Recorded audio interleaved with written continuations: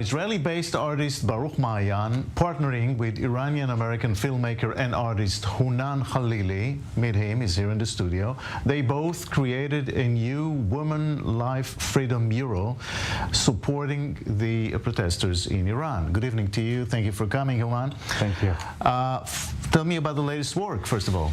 So in Iran, they've put 19,000 people in prison over 150 days. They've murdered over 700 people. And one of the things they're doing to dissuade protesters is they take a little gun with pellets and they shoot out an eye of one of the protesters. And so there's a series of women who have all lost one eye. I focused in on one of them named Nilufar. She's a midwife. And I used the national bird of Iran to cover the eye that's missing, a nightingale, and we made an amazing mural in Netanya.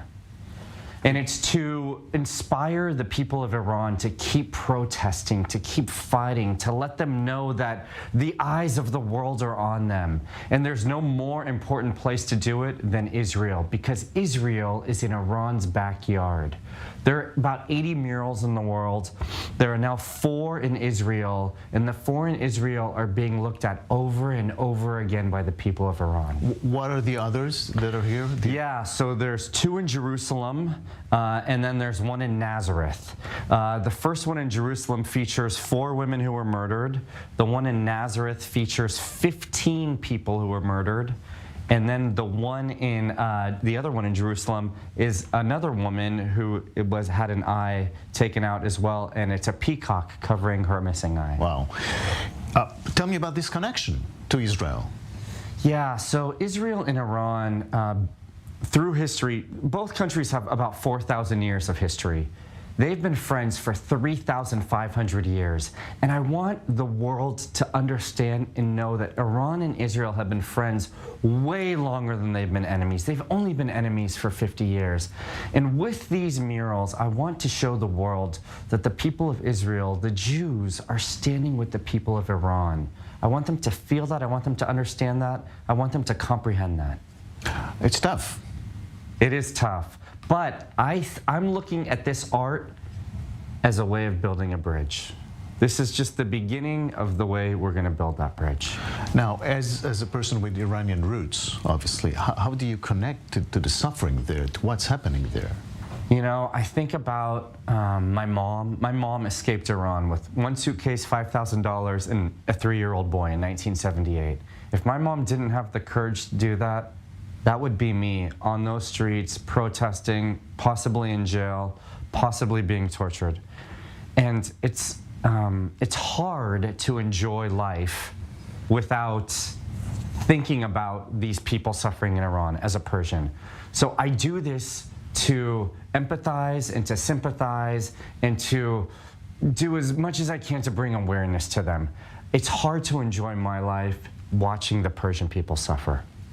Can you imagine what it's like to be an artist in Iran right now? Oof, I can't, because there was that one musician, Shervin Hajiapur, who sang that song Baraye that won a Grammy.